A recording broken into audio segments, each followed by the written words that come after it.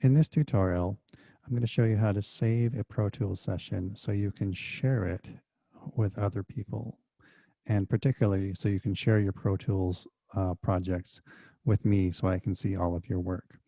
You'll be saving your Pro Tools sessions and then uploading them onto a Google Doc, and you'll be receiving a folder in a Google Doc that you'll save all these files in. So before we do this, we need to understand a little bit about how Pro Tools organizes files or sessions in this case. So I'm going back to my hard drive on my computer, and I have a documents folder. In the documents folder, I've got something called my Pro Tools NIC folder. This is where I store all of my Pro Tools sessions. And then each of these folders is a session that I'm working on. So the one I'm working on right now for this demonstration is this demo project assignment 1. And in this folder is something called an audio files folder. This is where the audio files are all stored. There's a bounce files folder, which is there's nothing in there right now. Clips and groove. There's this, which is the actual Pro Tools project file. You can see that this is very small, 55 kilobytes. This is not very, doesn't take much information at all to store all this information. But if you just send me this, I'm not going to be able to hear your file. So I need to have this plus all this other information. So when you send me something, what you want to do is you want to send me this folder. Now, what's tricky about this is if I look at this here, you can actually, you'll notice that there are a couple files over here in my clips area over here that are not in here. And that's because Pro Tools is a non-destructive editor. And so what it will do is some of the files that I imported into Pro Tools actually were not stored into this audio files folder. The only files that are ever stored in this when I import them are files that actually need to be converted or altered in some way that are then saved into this folder.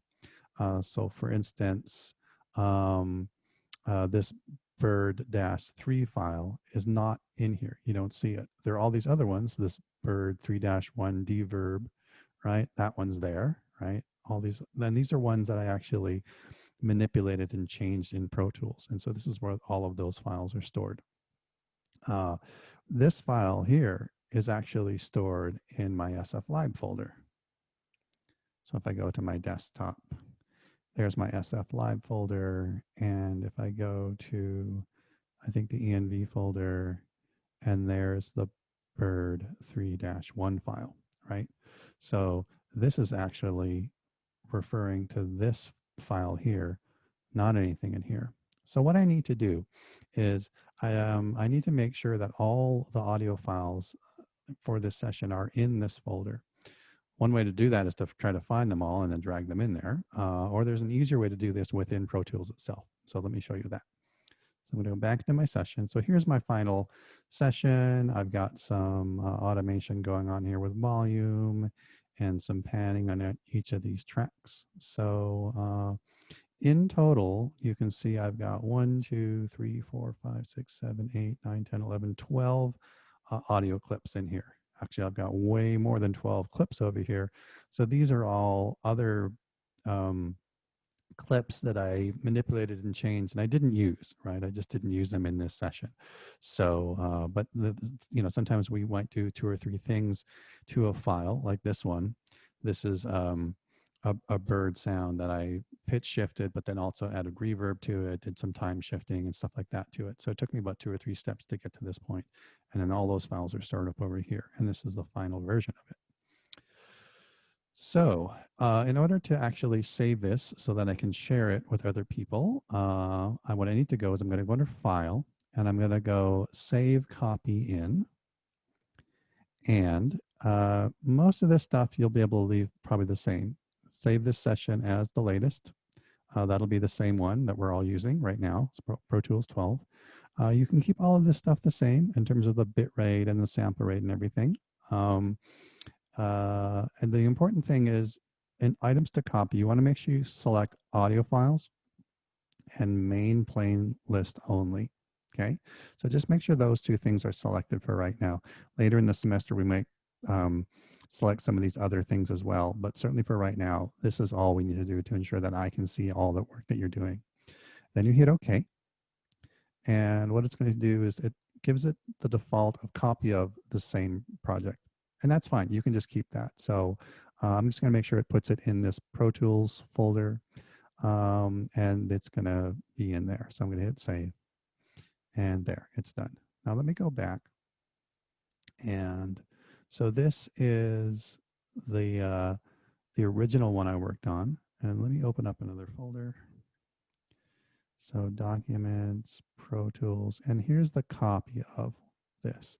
So you'll notice there's actually a fewer files here because a lot of these aren't actually needed, right? I didn't have anything in these other folders, and so they're not really necessary at this point. These are just backups and things like that. So all I needed was, this is the copy of my actual project, and these are all the audio files. Now, if you take a look at these two lists, there's actually a few more in the original than in the copy, right, in this copy one. And that's okay, because remember, I'm only using 12 sounds here. And in fact, I'm only using 11 because these two are the exact same sound. So I've got 1, 2, 3, 4, 5, 6, 7, 8, 9, 10, 11 sounds. And if I go to this folder, so right, so my folder here, copy of demo project 1, and the audio files, you'll see I have 1, 2, 3, 4, 5, 6, 7, 8, 9, 10, 11, all 11 files that I need in there. So this is the folder that you're going to want to copy into the Google Doc for me. Okay, so that's definitely, don't copy this one, because if you have audio files somewhere else on your hard drive, they're not going to get copied over, right? So what we want to do is, in our original session, go to save copy in and save a copy, and then send me this entire folder, copy of demo project, or whatever project you're working on.